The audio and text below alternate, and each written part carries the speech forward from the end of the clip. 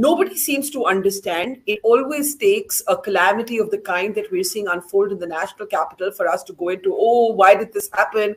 It was bound to happen, wasn't it? It was inevitable, wasn't it?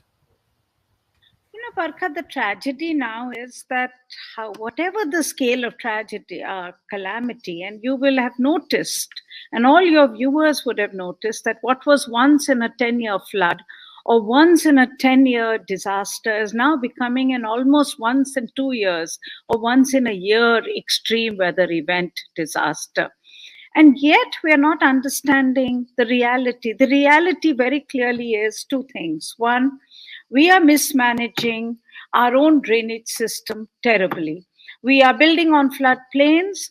We are not providing for space for rivers to flow. The floodplains of rivers are being encroached upon.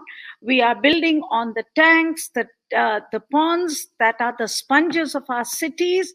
We are not thinking of drainage. That is one. But on top of it, what you have today is what is the tipping factor, you can call it, or the factor which is really tipping us over, is climate change. I mean, what do you have today? Why is this extreme rain event happening in North India? You have a collision of two systems happening. One, the Western disturbance, which because of climate change is coming later and later in the year, becoming more variable. Now that is happening because the Western disturbance is linked to the jet stream of the Arctic, which is weakening. So you have to understand how global weather is. Now the other thing that has happened is that the Bay of Bengal has seen extreme heat. They are talking about that they have never measured this kind of heat in the Bay of Bengal, which has led to an early onset of the monsoon. Two systems have collided over North India. And you're seeing this absolute devastation. It's Bihar, it's Uttar Pradesh, Delhi. We've seen Himachal. You please remember, even Ladakh has gone under in the last 10 days. It has been horrific. There is development cost, there is human cost, and yet my biggest sense of worry, call it frustration, is you and I will be here again next year, maybe even earlier than next year, saying, why are we not learning? We now have to repair and learn and build what we keep talking. We talk about climate resilient infrastructure, but everything we do is in the reverse. I'm glad you brought up climate change, because I was going to ask you, how much of this is climate change? How much of it is what we have done to our cities? And I think you make the point that it is certainly a combination of both. Do you think part of the denial comes from the fact that there is still a class specificity to every tragedy? Even in the last 24 hours, we have seen the desperately poor, those who live on the bank of the river, migrant workers, daily wage workers, be the people who have had to pick up their belongings and actually flee. Is it that our class of people, the people of relative privilege, believe that we are exempt? And how do we explain to the world that nobody is exempt, that when, houses come crashing down, when water comes right to the door of the chief minister's residence, nature is trying to tell us something?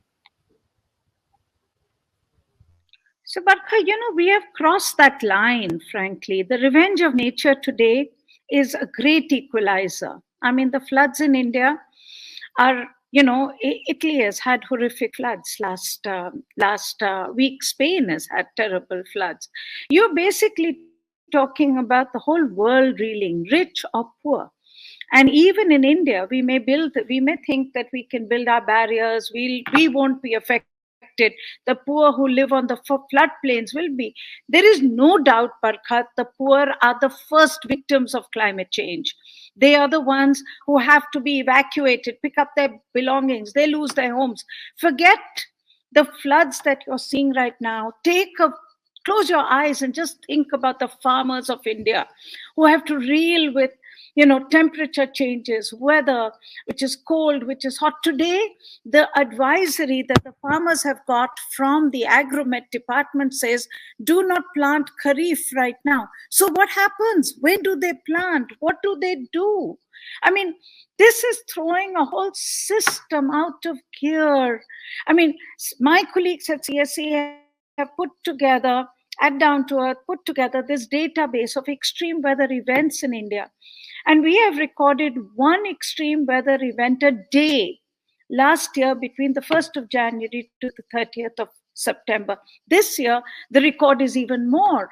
So you have to understand, we have tipped over. And there is a combination of climate change, but a lot of it, what you're showing on your screen, is also the sheer arrogance of humankind, of mankind, that we disrespect nature to this extent. We build on the floodplains of rivers. We build in a way that we forget the fragility of the Himalayas.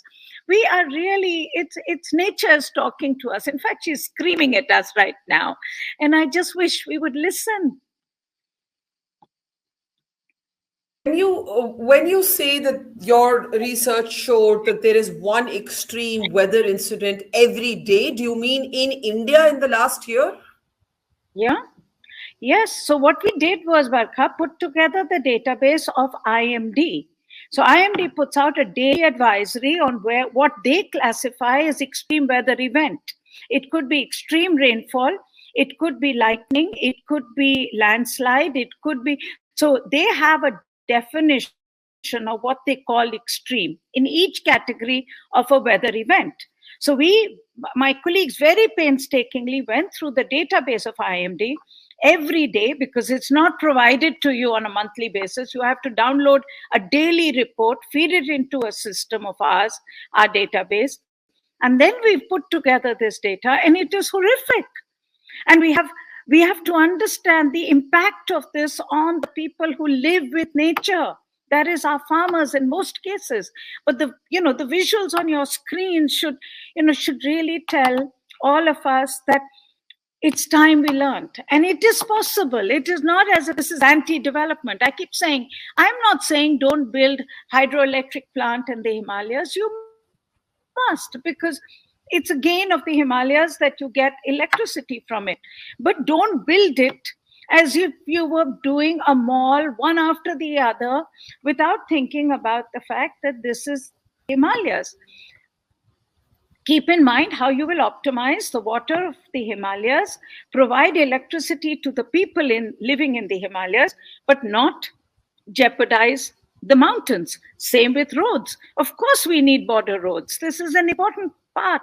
But what is the extra cost that you will have to put into making the roads so that you do not blast the Himalayas? If you blast them, you repair them. You have to, there is a term called climate resilient infrastructure.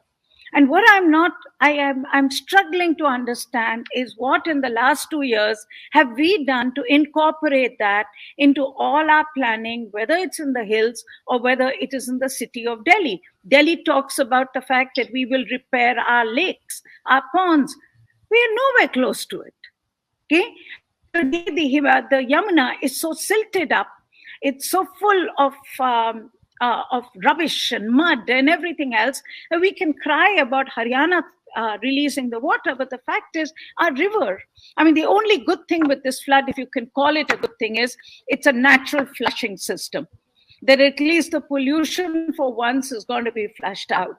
But we will continue to put our 21 nalas full of pollution back in the river as of tomorrow. But it's very important, therefore, for us to start incorporating this into our planning and our execution. I hate the word planning now, because planning seems like you have to do it tomorrow. I think it's implementation now. Can I ask you to talk about how states are, water wars, as it were, within India? So you have Pithoragarh, releasing dams, releasing water. You have Haryana releasing it into Delhi. This is turning into a full-blown political sort of dispute. What is the best way? Every state is, of course, looking out for their own interests, but is opening the floodgates literally and then having that water spill over into an adjoining state the answer? Barkha, this is I think it's a kindergarten discussion, if I may. I cannot call it another word. Those dams have been built also to provide water for Delhi.